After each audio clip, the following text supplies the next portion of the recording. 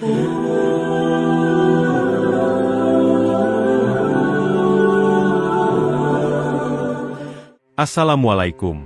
warahmatullahi wabarakatuh. Sahabat Mumtana, sebelum menyimak kisah cerita hari ini, saya sarankan untuk menulis sholawat kepada Nabi di kolom komentar. Semoga sholawat kita menjadi penolong kita kelak di padang mahsyar. Kami doakan semoga kalian mendapatkan rezeki yang barokah dan diberi kemudahan oleh Allah Subhanahu wa Ta'ala dalam menjalani kehidupan sehari-hari. Di sebuah desa kecil yang terletak di pedalaman Tamil Nadu, India, hidup seorang pemuda Brahmana bernama Raffi. Ia tumbuh dalam keluarga yang dikenal taat dan dihormati karena kedekatannya dengan ritual-ritual keagamaan Hindu.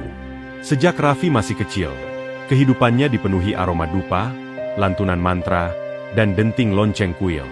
Setiap pagi, sebelum matahari terbit, Raffi berjalan dengan kaki telanjang ke kuil keluarganya, membawa setangkai bunga melati dan dupa yang harum. Di sana, ia sujud di hadapan patung Nandi, sang lembu suci, simbol pengabdian kepada Dewa Siwa. Ritual itu ia lakukan bukan karena paham, melainkan karena itulah yang diajarkan. Itulah yang benar, katanya dalam hati. Namun semakin ia dewasa, diam-diam Raffi mulai menyimpan tanda tanya dalam jiwanya. Setiap kali ia menunduk di depan patung, muncul suara sunyi dari dalam dirinya. Apakah batu ini benar-benar mendengar doaku? Apakah ia bisa memberiku petunjuk atau pengampunan? Pertanyaan-pertanyaan itu ia anggap gangguan iblis. Namun seiring waktu, suara itu tak lagi bisa ia abaikan. Pertanyaan batinnya memuncak pada hari festival pemujaan sapi, sebuah perayaan besar yang disambut meriah di desanya. Warga berbondong-bondong membawa persembahan, memandikan sapi-sapi dengan air mawar, dan mengalunginya dengan bunga. Raffi yang turut serta dalam perayaan itu, menyaksikan sebuah kejadian yang membekas dalam jiwanya. Seorang anak kecil dari kasta rendah datang dengan seikat rumput hijau, berniat memberi makan sapi yang sedang dipuja. Namun seorang tetua langsung mengusirnya. "Jangan kotori hewan suci ini dengan tanganmu yang najis," hardiknya. Anak itu hanya bisa menatap sambil menangis. Tak ada yang membela. Semua orang diam, termasuk Raffi. Namun dalam diamnya, hatinya terbakar. Apakah ini keadilan? Apakah Tuhan benar-benar menginginkan pemujaan yang hanya boleh dilakukan oleh sebagian manusia? Pikir Raffi. Ia mulai merasa bahwa yang disebut suci, ternyata bisa juga menyembunyikan ketidakadilan. Dan dari situlah, untuk pertama kalinya dalam hidupnya, Raffi mulai memandang patung itu bukan dengan hormat tapi dengan ragu. Beberapa hari setelah perayaan itu, Raffi masih belum bisa melupakan tangisan anak kecil di festival sapi. Sesuatu dalam dirinya seperti terguncang. Ia mulai lebih banyak diam, dan pikirannya mengembara ke arah yang selama ini dianggap tabu. Ketika ia berjalan di pasar desa untuk membeli rempah, langkahnya terhenti karena mendengar suara asing. Di sudut pasar yang ramai, seorang pria tua duduk di atas tikar lusuh, membaca sesuatu dengan suara pelan namun penuh ketenangan. Kalimat-kalimat itu tidak ia pahami, tapi nadanya menyentuh. Ada keteduhan dalam suaranya, seolah mengalirkan kesejukan ke tengah hiruk-pikuk pasar. Raffi berdiri sejenak, mencoba menangkap arti kata-kata yang terdengar. Ia bertanya pada pemilik warung di dekatnya, "Siapa orang tua itu?" "Itu orang Muslim," jawabnya sambil tersenyum tipis. "Dia membaca kitab mereka, Al-Quran." Kata Muslim terasa asing dan samar bagi Raffi. Di desanya, Islam adalah agama minoritas yang sering dibicarakan dengan nada curiga, namun tak pernah benar-benar dipahami. Tapi ada sesuatu dalam bacaan pria itu yang menggugah. Bukan ancaman, bukan agitasi. Hanya suara, seperti doa yang mengalun di angin. Rasa ingin tahunya makin kuat. Malam itu, Raffi mencari-cari tahu tentang Islam melalui buku-buku terjemahan yang ia temukan di perpustakaan kecil milik seorang teman yang berkuliah di kota. Di antara lembaran-lembaran itu, matanya tertumbuk pada satu surat yang sangat pendek, surat Al-Ikhlas. Ia membacanya perlahan. "Katakanlah, dialah Allah, yang Maha Esa. Allah tempat bergantung. Dia tidak beranak dan tidak diperanakan. Dan tidak ada sesuatu pun yang setara dengannya." 4 kalimat sederhana, tapi bagaikan palu menghantam dinding batin Raffi. Ia terdiam. Tidak ada nama dewa. Tidak ada gambaran patung atau perantara. Hanya satu Tuhan yang tunggal dan tak tergambarkan. Raffi kembali membaca surat itu berulang-ulang. Ia belum bisa sepenuhnya memahami. Tapi hatinya merasakan getaran yang belum pernah ia kenal sebelumnya. Keyakinan yang dibesarkan dalam dirinya mulai retak oleh sesuatu yang justru terasa lebih murni. Dan untuk pertama kalinya, Raffi bertanya bukan dengan rasa takut, tapi dengan kerinduan. Bagaimana jika kebenaran itu bukan ada di dalam kuil, tapi di luar temboknya? Setelah membaca surat Al-Ikhlas, hidup Raffi tak lagi sama. Ayat-ayat singkat itu terus bergema di dalam pikirannya, seakan membisikkan sesuatu yang belum pernah ia dengar seumur hidup. Ia mulai menjaga jarak dari ritual-ritual kuil yang selama ini menjadi bagian dari rutinitas keluarganya. Setiap kali ibunya memanggilnya untuk membawa bunga atau menyalakan dupa, Raffi berdalih ingin belajar atau tidak enak badan. Ia lebih memilih menyendiri di sebuah bukit kecil tak jauh dari desa, tempat yang biasa ia kunjungi saat ingin merenung. Di sanalah, dengan angin berhembus pelan dan suara burung-burung di kejauhan, Raffi membaca terjemahan Al-Quran yang ia pinjam diam-diam dari seorang kenalannya di kota. Setiap ayat ia baca perlahan, merenungkannya dalam diam. Ada yang terasa asing, namun juga menenangkan. Tuhan yang tidak membutuhkan makhluknya. Tuhan yang dekat tanpa bentuk. Tuhan yang tidak bisa digambarkan tapi bisa dirasakan. Suatu malam, Raffi bermimpi. Dalam mimpinya, ia berada di dalam kuil keluarganya. Patung sapi besar berdiri megah di tengah ruangan, seperti biasa.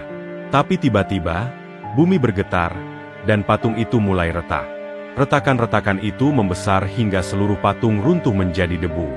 Dari balik kabut debu yang mengepul, muncul cahaya putih yang begitu terang, menyilaukan namun hangat.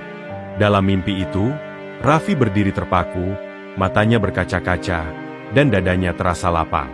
Ia terbangun dengan peluh dingin, tapi juga ketenangan yang aneh. Seakan mimpi itu bukan sekadar bunga tidur, tapi isyarat. Keesokan harinya, Raffi memberanikan diri pergi ke rumah pria tua yang ia lihat membaca Al-Quran di pasar. Rumah itu sederhana, dikelilingi tanaman obat dan pohon pisang. Pria itu menyambut Raffi dengan senyuman hangat. Namanya Ustadz Jamil, seorang pensiunan guru yang kini mengajar anak-anak mengaji secara sukarela. Mereka berbincang lama. Raffi tak langsung bertanya soal agama. Ia mulai dari hal-hal kecil. Kenapa pria itu tampak damai? Apa yang ia rasakan saat membaca Al-Quran? Ustadz Jamil menjawab dengan tenang, tidak menggurui. Ia bercerita tentang para nabi, tentang tauhid, dan tentang bagaimana Islam memuliakan akal dan hati. Raffi mendengarkan dengan saksama. Ia tidak langsung percaya, tapi satu hal pasti. Selama berbicara dengan Ustadz Jamil, ia merasakan kedamaian yang belum pernah ia temukan di dalam kuil. Dan disitulah, perjalanan sunyi Raffi benar-benar dimulai. Bukan perjalanan jasmani, tapi perjalanan hati, mencari Tuhan yang tak bisa dilihat, namun bisa dirasakan. Hari-hari Raffi semakin jauh dari dunia lamanya. Ia tak lagi ikut menemani ayahnya ke kuil, tak lagi menyusun bunga untuk persembahan, dan bahkan mulai jarang terlihat dalam acara keluarga yang bersifat ritual. Ketika ditanya, ia hanya tersenyum atau menghindar. Tapi di dalam batinnya, badai sedang bergemuruh. Ia merasa seolah hidup dalam dua dunia, satu yang diwariskan, satu lagi yang sedang ia temukan. Di kamarnya, tersembunyi di balik lemari kayu tua, terdapat patung kecil Nandi, lembu suci yang dulu ia sembah penuh hormat. Patung itu bukan hanya benda, tapi simbol ikatan spiritual dan identitas keluarganya. Namun kini, setiap kali matanya melihatnya, hatinya bergetar, bukan karena hormat, melainkan karena dilema. Suatu malam yang tenang, saat keluarganya telah tidur, Raffi duduk sendirian dengan patung itu di hadapannya. Ia menatapnya lama, tangan gemetar, dan air mata mengalir perlahan di pipinya. Dalam sunyi itu, ia berbicara kepada dirinya sendiri, atau mungkin kepada Tuhan yang kini mulai ia kenal dari ayat-ayat Al-Quran. Jika Engkau memang Esa, ya Tuhan, maka benda ini bukanlah jalan menuju MU. Dengan perlahan, Raffi mengambil kain tebal, membungkus patung itu, dan membawanya ke pekarangan belakang. Ia mengambil batu besar, dan dengan seluruh keberanian yang terkumpul dari proses panjang pencarian hatinya, ia menghancurkan patung itu hingga pecah menjadi serpihan. Bukan karena kebencian, bukan karena dendam, tapi karena kesadaran. bahwa menyembah ciptaan tak akan pernah menyamai menyembah pencipta. Pagi harinya, pecahan patung itu ditemukan oleh ibunya saat menyapu halaman. Kabar itu sampai ke telinga ayahnya. Kemarahan pun meledak. Raffi dipanggil dan diinterogasi. Saat ia mengakui perbuatannya dengan tenang, wajah ayahnya memerah, dan suara gemetar menahan emosi. Kau telah mencoreng kehormatan keluarga. Kau pengkhianat agama. Apakah ini balasan kami setelah membesarkanmu dengan ajaran luhur? Raffi hanya menunduk, menahan air mata. Ia tidak membantah, tidak membela diri. Ia tahu, apapun yang ia katakan tak akan bisa menjangkau hati orang tuanya saat ini. Ia hanya berkata lirih, "Aku hanya mengikuti suara hatiku." Ayahnya tak bisa menerima. Dengan suara yang menggelegar, ia mengusir Raffi dari rumah. Ibunya menangis, namun tak mampu menahan keputusan sang suami. Dengan langkah pelan namun mantap, Raffi meninggalkan rumah masa kecilnya. Di tangannya hanya ada satu benda, sebuah buku lusuh berisi terjemahan Al-Quran yang diberikan oleh Ustadz Jamil. Ia pergi tanpa harta, tanpa bekal, tanpa tempat kembali. Tapi ada satu hal yang kini ia miliki penuh, kejujuran terhadap hati nuraninya. Dan di malam itu, untuk pertama kalinya, Raffi menatap langit yang luas dengan dada yang terasa ringan. Ia telah memutuskan, dan tak akan kembali. Kehidupan baru Raffi, yang kini mulai dipanggil Abdullah oleh Ustadz Jamil, berjalan sederhana dan sunyi. Ia tinggal di masjid tua di pinggir desa, tidur beralaskan tikar, dan setiap hari membersihkan lantai masjid, menimba air wudhu, dan belajar salat. Meski tubuhnya letih, jiwanya terasa damai. Setiap gerakan dalam salat terasa seperti dialog rahasia antara dirinya dan Tuhan, tanpa perantara, tanpa patung, tanpa ritual rumit. Namun kedamaian itu tak berlangsung lama. Kabar bahwa seorang Brahmana berpindah agama dan menghancurkan patung sapi menyebar cepat seperti api di ladang kering. Isu itu memicu kemarahan. Sebagian warga menyebutnya penghinaan terhadap tradisi. Massa berkumpul di depan masjid, melempari jendela dengan batu, berteriak penuh amarah. Raffi nyaris diseret keluar dan dipukuli. Namun beberapa tokoh masyarakat menahan mereka. Di tengah ketegangan, muncul kejutan. Beberapa pemuda Hindu datang bukan untuk menyerang, tapi bertanya. Mereka penasaran, apa yang membuat Raffi, yang dikenal taat, berubah total. Dengan suara lembut, Raffi hanya menunjukkan surat Al-Ikhlas. Ia tidak memaksa, tidak berdakwah berlebihan, hanya mengajak merenung. Salah satu pemuda berkata lirih, "Aku selalu bertanya, kenapa Tuhan harus diwakili oleh patung?" Dan sejak hari itu, cahaya hidayah mulai menyusup ke hati mereka, pelan, tapi pasti. Setahun telah berlalu sejak Raffi meninggalkan rumahnya dan memeluk Islam. Ia kini dikenal dengan nama Abdullah, dan kehidupannya berubah sepenuhnya. Dulu ia adalah anak Brahmana yang ditakuti karena membangkang tradisi. Kini ia menjadi sosok yang dihormati karena ketenangan dan keteguhan hatinya. Ia tetap tinggal sederhana di masjid, mengajar anak-anak mengaji, dan menjadi teladan dalam kesabaran. Yang mengejutkan, perubahan Abdullah menarik banyak hati, terutama dari mereka yang selama ini dipinggirkan. Beberapa orang dari kasta rendah, yang dulu tak boleh mendekati patung di kuil, kini justru menemukan kedekatan dengan Tuhan melalui ajaran Islam. Mereka bukan diajak dengan paksaan, tapi datang sendiri, karena melihat sesuatu dalam diri Abdullah, ketulusan. Komunitas kecil itu pun tumbuh. Beberapa dari mereka ikut mempelajari Al-Quran, mulai memahami makna tauhid, dan meninggalkan penyembahan berhala. Tak sedikit pula dari pemuda Hindu yang dulu menyerangnya kini malah duduk bersamanya, berdiskusi dalam damai. Abdullah tak pernah berniat memusuhi keyakinan orang lain, tapi keyakinannya sendiri tak bisa ia sembunyikan.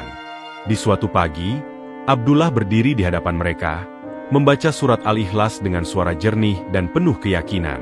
Ia tidak sedang mencaci masa lalu, tapi menyatakan cinta kepada Tuhan yang Esa.